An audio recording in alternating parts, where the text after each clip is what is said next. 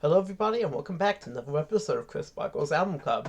As usual, of course, today we will have two albums pitted against each other. They will have been picked anonymously, and we'll go and kind of give our initial thoughts on the albums at the beginning, and then at the end, we will listen to the albums, we'll come back with our thoughts on albums, actually having listened to them, and then, of course, I will reveal who picked the albums, and we'll say which one we like better and all that stuff, as usual. Alright, now today with me I have Ben. Hello. And Matthew. Free falling. Alright. Well, you all ready to see what the albums are? This is kind of a strange pairing, I'm gonna warn you all. Alright, let's do it. Alright. Today's albums are Asia by Steely Dan and Igor by Tyler the Creator. Oh, What a weird pairing. Not the first time that I thought about Asia today. That's what I gotta say. Alright, initial impressions. We're gonna start with you, Ben. What are your initial thoughts on these albums? I know Asia quite well. There's like 4 songs on it I listen to fairly regularly. I know Titled the Cradle a little bit. I'm familiar with, he's considered one of the more literary or artistic, critically acclaimed hip hop artist. I know what Igor's cover looks like, or Igor probably. Igor is from well, Matthew could tell us, but I would guess it's Igor and not Igor, because Igor is from Young Frankenstein. Igor. Igor. Yeah, I know. That's why I just said it was It's like Igor. Igor is from. It's like Igor from Majora's Mask. Igor is from. Tyler the Creator is a major fan of Majora's Mask. Majora's Mask confirmed. What was I gonna Thanks. say? Yeah, Young Frankenstein. Alright, Matthew, what are your initial thoughts on this pairing? I'm a fan of Tyler, the Creator, of his work ever since around he did Flower Boy, and this is my favorite of his works. As for Steely Dan, everyone knows my thoughts on Steely Dan. Well, maybe not everyone, so care to give them? They suck. Alright. Well, that's pretty self-explanatory, I guess. Alright, well, as for me, my thoughts on these albums are, I like Asia. It's probably my 4th favorite Steely Dan album after Countdown to Ecstasy, Can't Buy Thrill, and Pretzel Logic. It's up there. It's up there. And as for... Hold on, what did we say it was, Ben? Igor. Igor. Yes, Igor, not Igor. Igor. Bob yes, Igor. About the words normally pronounced. Igor is only that one character in Young Frankenstein. Igor by Tyler the Creator. Yeah, I don't really know anything about Tyler the Creator or his album Igor, so I'm going into this one blind. Right around town, they gon' feel this one. Right around town, they gon' feel this one. Right around town, they gon' feel. Alright, let's listen to these albums. Alright, now we're gonna go listen to the albums, and we will be right back with our thoughts on them. So stay tuned. Alright, we've gone and listened to the albums, and now we're back to give our thoughts on them. The first album was, of course, Asia by Steely Dan, and we all, as usual, going to start with you, Ben. What were your thoughts on this album? I obviously really like this album. This is not my first or second or third time listening to it. Possibly like 10th, maybe even more. It's really the only Steely Dan album I go back to a lot of the time. It's not perfect. Some of the songs, even the songs I really like, some of them are a little too long. But this is still a really good album. I would say it's like an 8.5 on my scale, which is pretty high for me because I tend to be more aggressive, I guess, with having the rankings set around 7. I would say that the standout tracks for me are Black Cow, Asia, Deca Blues, Peg. Black Cow in particular is stuck in my head fairly regularly. I don't know why, but it does seem so clear that it's over now. Drink your big black cow and get out of here. But I also like Home at Last and Josie quite a bit. I Got the News is the track that stands out the least to me. Um, like the first four tracks, I'm super duper familiar with them. Josie and Home at Last, I feel like I have a good sense of. I Got the News. I don't know. It stands out somewhat less, but it's still a good track. It's like a 7. But altogether, a really good album. Maybe even a great album. It's not perfect, but I did enjoy listening to it again. All right, I have to say, I quite enjoyed this album. That being said, I think this has a problem that Chris did say for the Justin Timberlake album, how the songs are way too long for their own good. I think that Steely Dan's biggest issue as a band is that they kind of are too self-congratulatory in their songs and they make them longer than they should. Because I look at the 7 tracks, all are like decent tracks. I think basically the first 4 tracks are good, but Black Crow is 5 minutes, Asia 8 minutes, Deacon Blue 7 minutes. Um, the only track that it, but yeah, Black Cow. Thanks. Black Cow. The only song in the album that isn't like 4 minutes long or kind of on the shorter end of 4 minutes is Peg, which is about 3 minutes and 57 seconds. Round that to 4. Otherwise, Black Cow is 5 minutes long. Asia is 8 minutes long. Deacon Blue is 7 minutes long. Home at Last 5 minutes long. I Got the News 5 minutes long. Josie 4 minutes long. So to that extent, I will sue Donald Fagen for um, making the songs too long, which I think is a big issue. Why I kind of don't enjoy Steely Dan is because they kind of kiss their own butt in terms of musically. Um, but I give this a good thumbs up. Alright, well, as for my thoughts on this album, I like this album, although it is my, probably, as I said, fourth favorite Steely Dan album. But I do like this one. It has Deacon Blues, which is probably a top 2 Steely Dan song.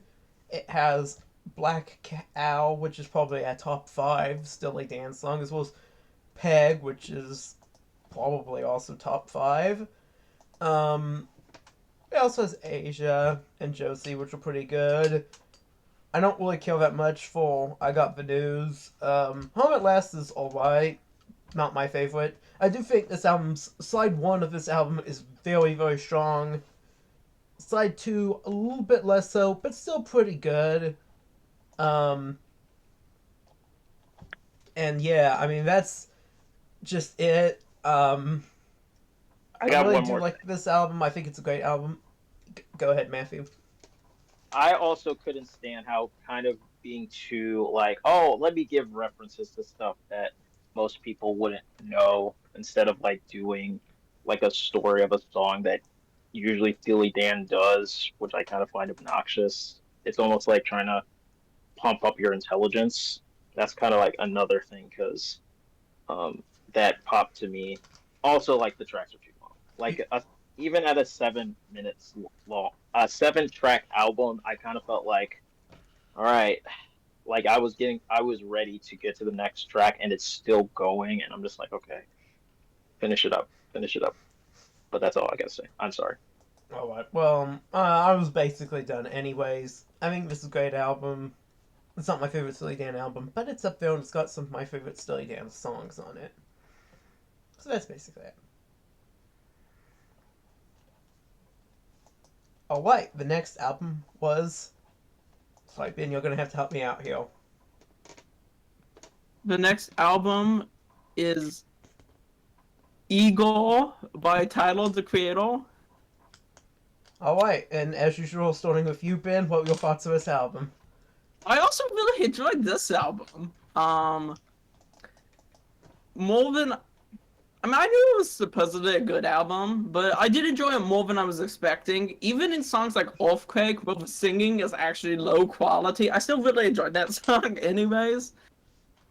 I think it worked somehow, even if the singing is pretty not good. I think, honestly, it's almost seemed like he was doing like a Justin Bieber intonation. I don't know how to phrase that right, but it seemed like he was using that style of singing, but he's not good at that, and it still works anyway. I don't know how to explain that. I really like the beats. I like the production on this. I even like how rapping was intermixed with singing at the same time. That was weird. I liked how this album's plot went about him falling for some man, but the man is still obsessed with his ex-girlfriend. Is that right? And he slowly alienates himself. I would say that the song "A Boy Is a Gun" worked the best for me of conveying that sentiment. Altogether, I really did like this album. I wouldn't call it necessarily a hip hop album though. It definitely is from a rapper. Does have lots of hip hop beats. Its production style somewhat reminds me of that I would see in other 2010s hip hop albums, like To Pimp a Butterfly. But it is still. It's not just that. There's like a lot of R&B influence in here. I mean, not uncommon, but also there's a lot of singing that's more than just samples or pseudo samples. It is Tyler himself singing that makes its hip hopness be transcended in some way. That it's somewhat a pop album and somewhat of a hip hop album, but it's also a concept album. I would say this is probably this is probably one of the best albums I've heard from the 2010s, though. I really enjoyed it. Alright, Matthew. I really enjoy this album. I would probably even say I love this album. This is one of my favorite albums of all time. This is like the album that basically got me into Tyler, the Creator. I would say this is my favorite album that came out in 2019. I think that the songs best portray the plot of this album, and I also think that the songs are nicely paced. I think all but two basically go around 3 minutes or less. Favorite tracks are like Igor's theme, Earthquake, I Think, Running Out of Time, A Boy's a Gun, Gone, Gone, and Are We Still Friends? I think probably the tracks that are maybe like Puppet and What's Good are like my least favorite of the tracks. But I still really enjoy this album. And funny enough, this isn't a hip hop album because infamously it won Best Rap Album when it was nominated, despite it not really being a rap album. And I think the sampling is good. I think the features that were in the features that were like silently in are really good. So yeah, I really enjoyed this album. I would like to say, in response to Matthew's point, this is a pretty short album by modern standards.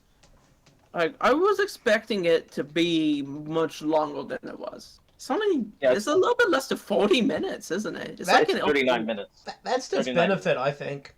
Yeah, I think that is to its benefit. I think that's like a good enough pace.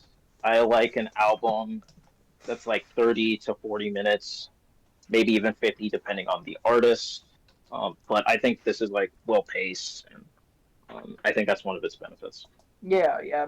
A lot of recent albums feel like they just go on and on and on and on. And for a concept album, I mean, this is, I mean, it's not a rock opera because it's not rock, but for a concept album which has like a narrative as much as say Tommy or The Wall do in terms of comprehensibility, at least in my opinion.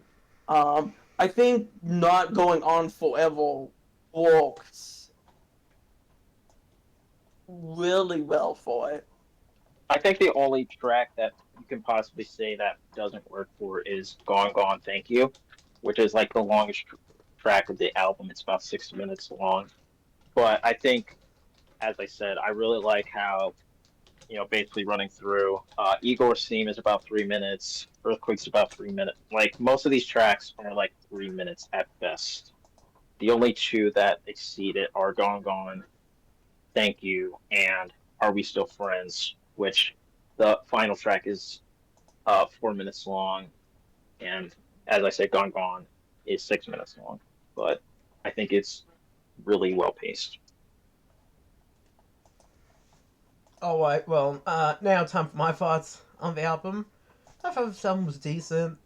It wasn't like the most exciting thing to me. Like, I wasn't like headbanging or anything, but I thought it was alright. It was kind of pleasing. I must admit, I wasn't really able to follow the narrative. Just while listening to it here for the album club, partly because Spotify does not seem to have the lyrics to this album, or at least not all the songs. For Yes, it whatever. does. It Yeah, Well, if you look, I was looking at the if it's on mobile, you can like look down, you see the lyrics.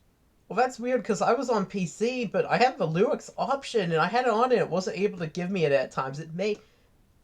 Wait, do you have to have premium to do that? I don't think you do. No, I didn't think you you don't. did. You don't need premium. I don't believe you need premium to see the lyrics.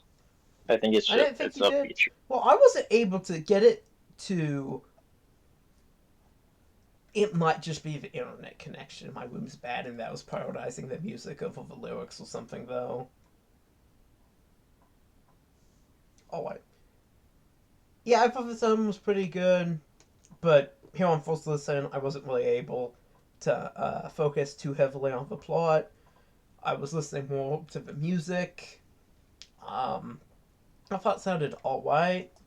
It's not exactly my cup of tea. I did like the songs A Boy is a Gun and Gone Gone / Thank You. I thought those were pretty good. I mean, I felt this album was solid. It's not really exactly my cup of tea, but I thought it was pretty good. Alright, moving on. We're now going to say which album we liked better. We're going to start with you, Ben. Which album did you like better? I still liked Asia better. I'm just so much more familiar with it. I'm sorry, Untitled Chapter. You actually did put out a really good album. I'm more familiar with Asia. I'm more fond of the songs on it. That doesn't mean that I regret listening to Igor, because it is a shockingly good album, in my opinion. But Asia is still the one I prefer. Alright, Matthew? Igor. Alright, well, I'm voting for Asia, so yeah.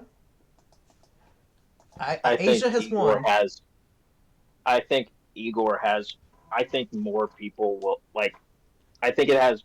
Igor has more bang for its buck. It doesn't isn't overly pretentious as I think Steely Dan albums usually go for. They're not too inside baseball. I think normies will probably, well, the kids, they like Steely Dan for some reason, but I think Igor is less like it. It's better pace, I think.